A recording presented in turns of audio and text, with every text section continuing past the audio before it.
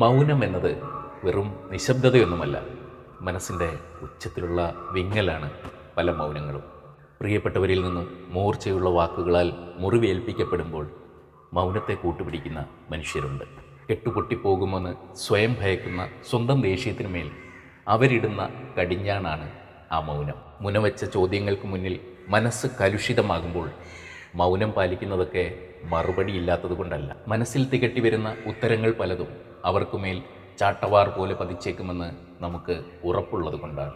പിന്നീടൊരിക്കലും നമ്മളോടൊന്നല്ല വേറൊരാളോട് പോലും അത്തരം മുനവച്ച ചോദ്യങ്ങളുമായി അവർ കടന്നു ചെല്ലാത്ത വിധം അവരുടെ വായടപ്പിക്കാൻ കഴിയുന്ന ഉത്തരങ്ങൾ ഇല്ലാഞ്ഞിട്ടുമല്ല.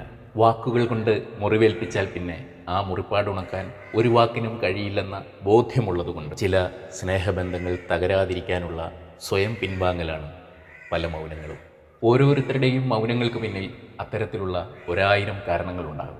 ഒരുപാട് നഷ്ടങ്ങളെ ജീവിതത്തിൽ ചേർത്ത് വെച്ചിട്ടുള്ള മനുഷ്യർക്കറിയാം ആ നഷ്ടങ്ങളുടെ ആഴം അളക്കാനാവുന്നതല്ല എന്ന്.